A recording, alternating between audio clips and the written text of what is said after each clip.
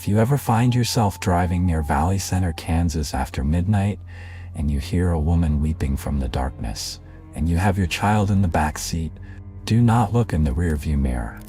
Because once she sees what you have, she won't just want a ride. She'll want a trade.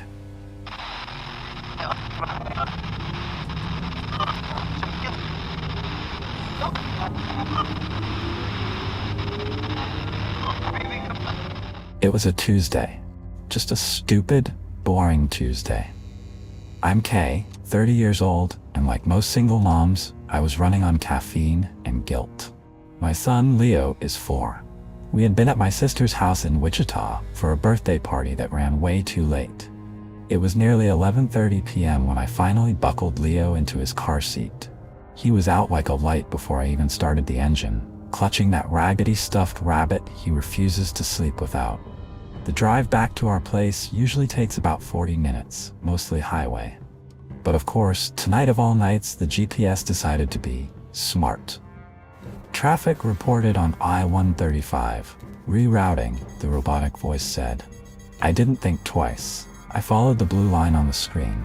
It took me off the main roads, past the suburban lights, and deep into the darkness of the Kansas countryside.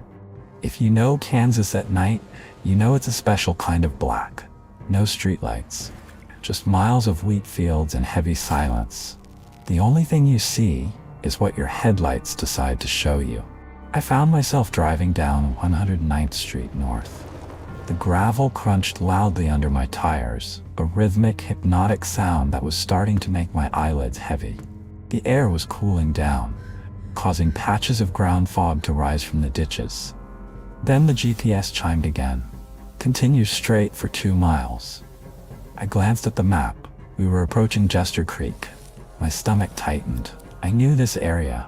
Everyone who grew up around here knows it. We were heading straight for Theorosa's bridge.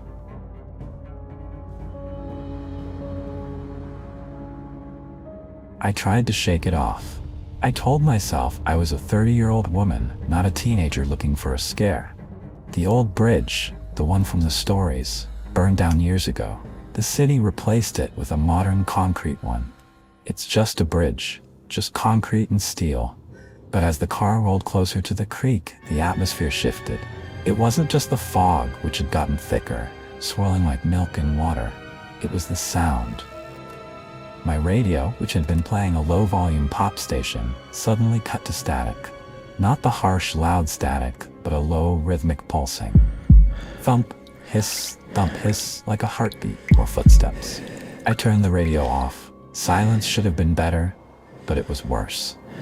In the backseat, Leo stirred. I glanced in the rearview mirror. He was frowning in his sleep, his little brow furrowed. "Mommy?" he mumbled. His voice was thick with sleep. "It's okay, baby. Go back to sleep. We're almost home." I whispered, keeping my eyes on the gravel road. "Mommy, why is the lady sad?" My hands froze on the steering wheel. I looked in the mirror again. Leo's eyes were still closed. He was talking in his sleep. Just a dream. Kids have weird dreams. "There's no lady, Leo. Just us."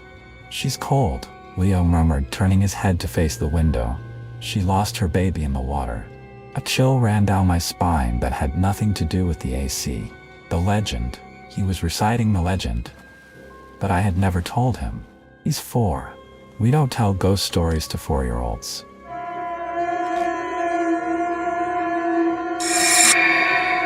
I knew the story. God, everyone knew it. Back in the late 1800s, a wagon train of settlers was ambushed right here. A woman named Theorosa grabbed her baby and ran toward the creek to hide. Depending on who you ask, the story changes. Some say in her panic, to stop the baby from crying and revealing her hiding spot, she threw the child into the river.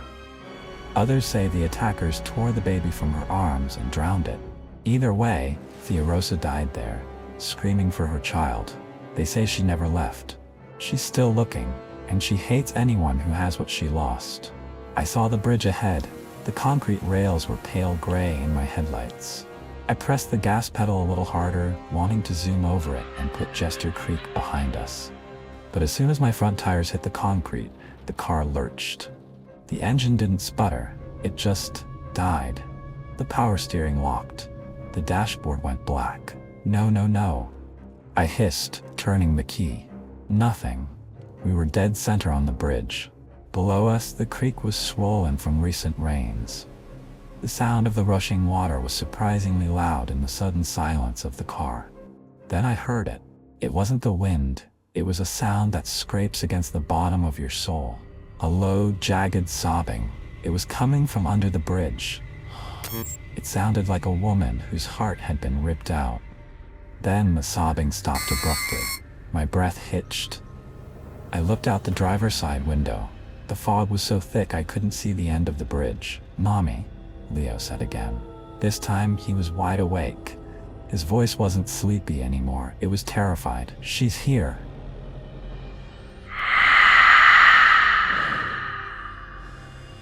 I slammed the locks down instantly. A hand gripped the concrete railing, then another. Pale, bloated, like skin soaked in water for weeks. She pulled herself up, wet, matted hair covering a face that wasn't there. Leo screamed. The sound triggered her. She didn't walk. She snapped toward us. Snap step, snap step. She slammed her body against my window.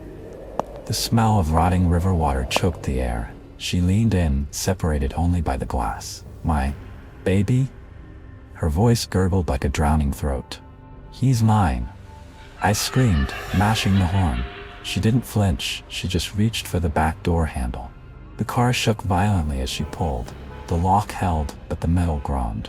She turned her head, looking straight at Leo through the rear glass. "Start, damn it." I twisted the key, tears blinding me. The engine sputtered. She was at Leo's window now. I saw her raise a heavy wet fist to smash the glass. Vroom! I floored it. The tires screeched on the wet concrete. The car fishtailed, thudding against something heavy with a sickening crunch, and we shot off the bridge into the darkness.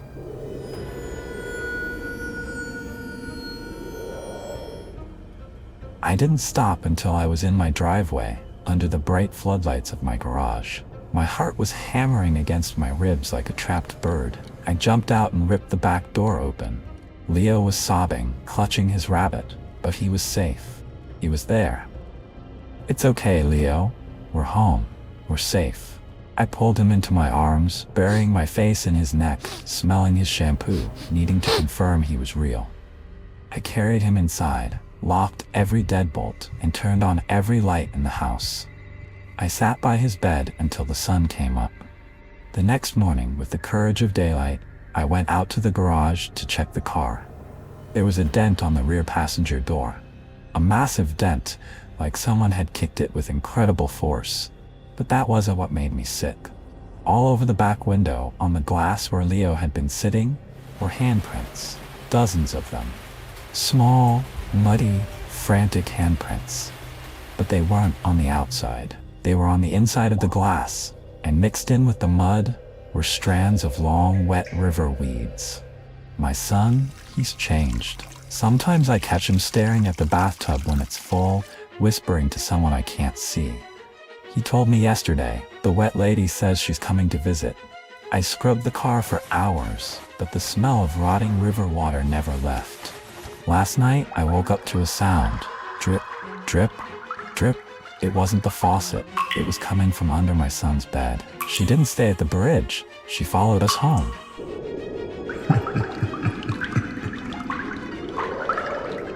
And now that you've heard her story, she knows where you are too.